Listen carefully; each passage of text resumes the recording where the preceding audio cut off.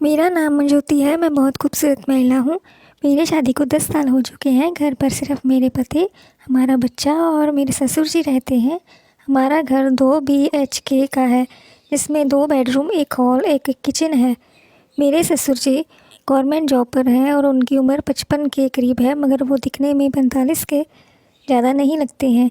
अगर मैं अपने बारे में बता दूँ तो मेरी शादी के समय मैं काफ़ी स्लिम थी, मगर शादी और बच्चा होने के बाद मेरे शरीर में काफ़ी बदलाव आ गए। अब अब मेरा शरीर काफ़ी फूल गया है और मेरा फिगर टत्ती बत्ती छत्ती हो गया है। मेरे बाल मेरी कमर तक आते हैं। यहाँ तक मेरी लाइफ की बात करें तो वो एकदम से नीरस हो चुकी है। मेरे पति ने अब मेरे अंदर रुचि लेना बंद कर दिया है, मगर मैं पति के प्यार के लिए हमेशा ही तरसती रहती थी। अपने पति से उम्मीद करती थी कि वो भी मुझसे प्यार करे, लेकिन मेरी उम्मीद केवल एक उम्मीद ही बनकर रह गई थी।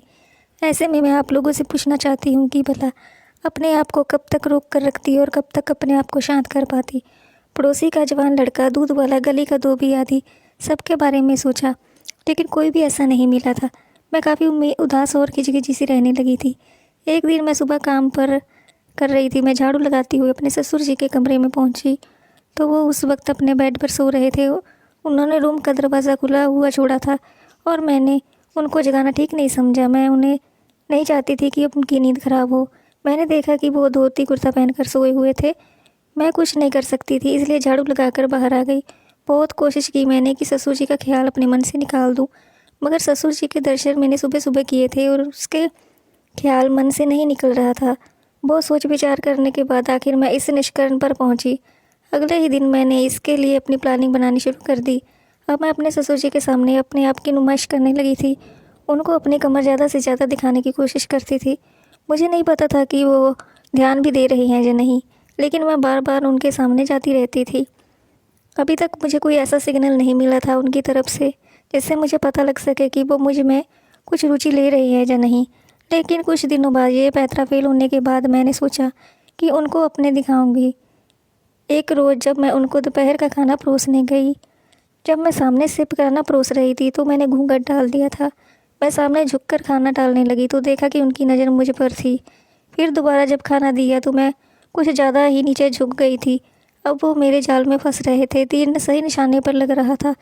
जब मैं कई बार दिन में जानबूझकर टकराने लगी ताकि उनके अंदर एक फीलिंग को जगा सकूं। एक एक करके कई दिन बीत रहे थे, लेकिन बात बन नहीं रही थी, तो मैंने उम्मीद ख़त्म होने लगी थी। एक दिन मेरे पति मेरे बेटे को लेकर हमारी रिश्तेदारी में गए हुए थे। उस दिन घर पर मेरे ससुर जी और मैं अकेली थी, तो मैंने सोचा क्यों ना मौके का फ़ायदा उठाया जाए। उस दिन मैंने सोच लिया था। रात को ससुर जी को खाना दिया और खुद नहाने के लिए मैं बाथरूम में घुस गई। मैंने अंदर जाकर अपने बालों को गीला किया, फिर साया पहनकर बाहर आ गई। जब मैं ससुर जी के इंतज़ार कर रही थी तो मैं जानती थी कि खाना खाने के बाद वो हाथ धोने के लिए इधर ही आएंगे, इसलिए मैं अपनी बारी का इंतज़ार करने लगी। मैंने सोच रखा था कि मुझे क्या करना है। मैं बाथरूम के दरवाजे को हल्का सा खोल कर रखे देख रही थी। जब वो मुझे आते हुए दिखाई दिए तो मैं बाथरूम से बाहर निकलकर दूसरी ओर घूम गई। ससुर की मेरी पीठ थी दरवाजे की और मेरा मुंह हो गया। जैसे ही वो करीब पहुंचे मैं घूमकर उनकी तरफ हो गई। मैंने चुकाने का नाटक किया और वहाँ से घबरा कर भाग गई। ससुर जी समझ नहीं पाए कि ये अचानक क्या हो गया है। मैं अपने रूम में छुपकर उनको देखने लगी। वो अभी भी उस घटना के बारे में सोच रहे थे। फिर वो सोचते हुए ही हाथ धोकर वापस अपने रूम की ओर चले गए।